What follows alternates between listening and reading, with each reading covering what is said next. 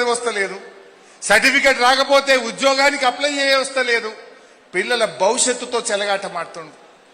నీ అందాల పోటీలు ఎవరికి కావాలి? గా పిల్లల చదువులు మా దళిత బీసీ పిల్లల కోసం మాట్లాడు రేవంత్ రెడ్డి.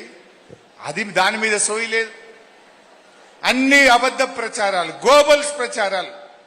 ఇవాళ నిజాయితీ లేదు ఆయన మాటల్లో. అందువల్ల మనం ప్రజలకు చెప్పాలి, రేవంత్ రెడ్డి మనసు లేకనే ఇవన్నీ ఆగం చేస్తుండు, డబ్బులు లేక కాదు. డబ్బులు అందాల పోటీలకు పెట్టిండు, 3 క్యాంప్ ఆఫీసులు కట్టుకుంటుండు.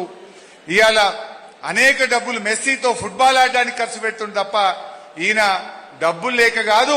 పేదలంటే, రైతులంటే, పిల్లలంటే రేవంత్ రెడ్డి ప్రభుత్వానికి చిన్న చూపు అనేటువంటి విషయాన్ని మనం ప్రజల్లోకి గట్టిగా తీసుకుపోవాల్సినటువంటి అవసరం ఉంది. నేను ఇట్లా మాట్లాడినా అనుకో, మొన్నటికి ఫ్యూచర్ సిటీకి పోయిండు. ఫ్యూచర్ సిటీకి పోయి ఏమంటాడు, హరీష్ రావు తాటి చెట్టు అంతా ఎత్తు పెరిగిండు అంటాడు. అరే నేను తాటి చెట్లు ఎక్కుంటేంది, నువ్వు ఇదే చెట్లు ఎక్కుంటేంది? ప్రజలకు ఏం కావాలి? నా ఎత్తుతోనో నీ ఎత్తుతోనో రైతుకేమవసరం? రైతుకు కావాలి టైం మీద రైతు బంధు, మా రైతుకు కావాలి నువ్వు వడ్లు కొనాలి, మా రైతుకు బోనస్ కావాలి, మా పిల్లలకు ఫీజు రియంబర్స్మెంట్ కావాలి, మా నిరుద్యోగ యువకులకు 2 లక్షల ఉద్యోగాలు కావాలి. కానీ నీ ఎత్తు నా ఎత్తుతో నిరుద్యోగులకు ఏం పని?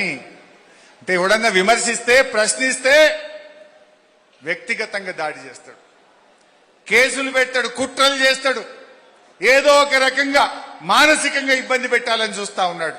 ఇది అవసరమా నిజంగా? ఒక ముఖ్యమంత్రికి ఇంకో ఎమ్మెల్యే ఎత్తు గురించి మాట్లాడాల్సిన అవసరం ఏంది?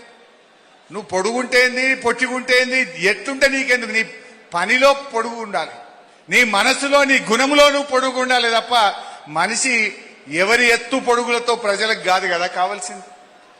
ఈ రకమైనటువంటి పరిస్థితులు జరుగుతూ ఉంటాయి. అందువల్ల మనం బీఆర్ఎస్ కార్యకర్తలుగా నేను మీకు ఇచ్చే మాట ఒక్కటే, రేవంత్ రెడ్డి అన్నాడు ఇందాక, అటున్న సూర్యుడు ఇటు పొడిచిన, భూమి బద్దలైన, భూకంపం వచ్చిన 15 ఆగస్టు కల్లా రుణమాఫీ చేస్తా అన్నాడు. విన్నారా? కానీ దాంతో మనకేమర్థమైంది? ఇప్పుడు ఇలా భూమి బద్దలైన, భూకంపం వచ్చినా మళ్ళొచ్చే government BRS government, KCR government అనే విషయం అర్థమైంది. ఇలా ప్రజల్లో ఒక మాట స్పష్టంగా కనబడుతుంది, మాకు ఈ స్కాముల ప్రభుత్వం వద్దు, స్కీముల ప్రభుత్వమే మళ్ళీ రావాలి, మళ్ళీ రావాలి అంటున్నారు. స్కీముల ప్రభుత్వం అసలు ఎలక్షన్లో చెప్పినాడే కేసీఆర్.